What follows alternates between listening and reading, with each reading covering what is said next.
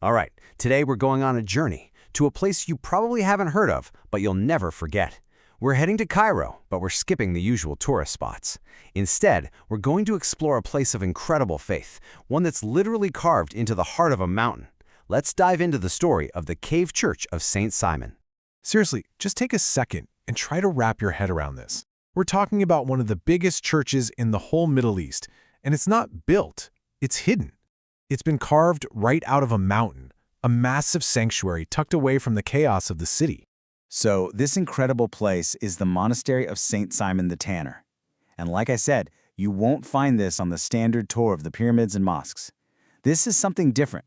It's a living, breathing testament to Egypt's ancient Coptic Christian heritage, a community that's been woven into the fabric of this country for thousands of years. Okay, so how do you get to a place like this? Well, reaching this hidden wonder, that's a whole story in itself. The journey is just as important as the destination, and it all starts in the very unique neighborhood that grew up right around the monastery.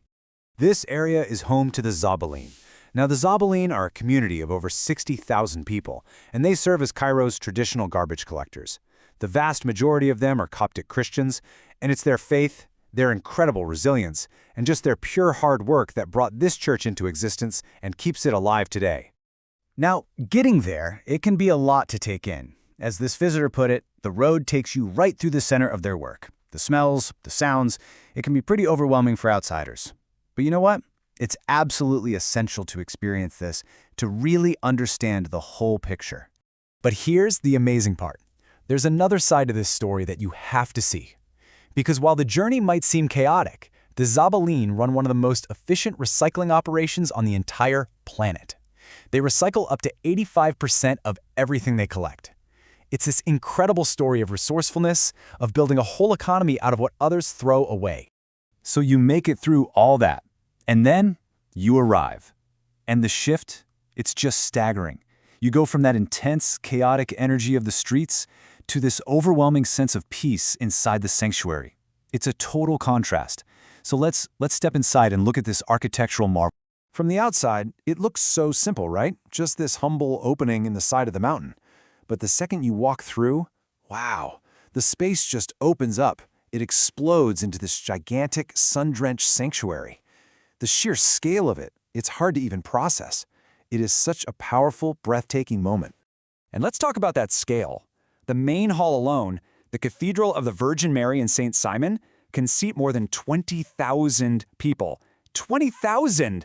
Can you even imagine the engineering, the challenge of carving out a space that huge and making sure the mountain doesn't collapse? It's just mind-boggling. And it's not just an empty cave. The rock walls themselves, they become the pages of a sacred book. They're covered with these absolutely incredible, intricate carvings of biblical scenes. A Polish artist named Mario spent years of his life meticulously carving them, transforming this whole massive cavern into a work of art, a masterpiece of faith.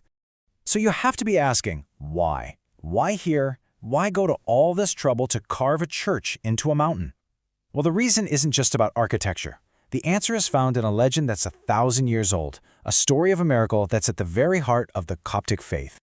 Okay, so the story goes like this. Back in the 10th century, the ruler, the caliph, gave the Coptic pope an impossible challenge. He said, prove your faith by moving this mountain, Moqattam Mountain. So, for 3 days, the community prayed.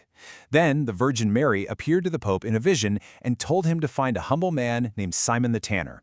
And the legend says that when Simon and the Coptic community prayed together, the entire mountain lifted up off the ground. 3 times. The Caliph was, well, he was speechless. And the whole challenge was based on this verse from the Bible. It's the part about having faith as small as a mustard seed, being able to move a mountain. So that single idea, that power of belief, is literally the foundation for this whole incredible place. And here's the man at the center of the legend, Saint Simon the Tanner. And what's so powerful is that he wasn't a king or a high priest. He was just a simple craftsman, a shoemaker. He's this perfect symbol of how extraordinary faith can come from ordinary people. The story says that after the miracle, he just disappeared. And so this monastery carries his name in his honor. Now, it's so important to understand this place isn't some dusty museum or a monument to a long-ago event. No way! The monastery is alive. It's a buzzing, active hub of faith and community, linking that ancient legend right to the lives of the people who are here today.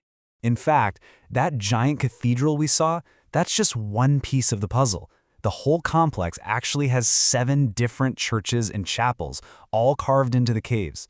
And every single one is an active place of worship. You can literally hear the hymns and prayers echoing off the rock walls every day. And its work goes way beyond just worship services. The monastery really is the beating heart of the Zabbaleen community. It runs an educational center, it has a school for the deaf, literacy programs for kids and adults. It's providing real support and creating opportunities for the people who need it most. So if this story inspires you to actually go and see it for yourself, the most important thing is to be respectful. The advice is pretty simple, really. Dress modestly, cover your shoulders and knees. Wear comfy shoes. It's also a smart move to book your transportation ahead of time. And hey, while getting in is free, it's good to remember this is a living church and community center. Any donations you make go directly to helping them continue all their amazing work. And all of this kind of brings us full circle back to that one big question. The legend of St. Simon really makes you think, doesn't it? What does it really take to move a mountain? Maybe the answer isn't just about a literal one-time miracle. Maybe it's also about the modern-day miracle we see in this community's resilience, day in and day out. Either way, the cave church stands as the answer. It's faith, carved in stone. It's proof of how belief can create something truly extraordinary. And in the end, it's a place of deep, undeniable peace.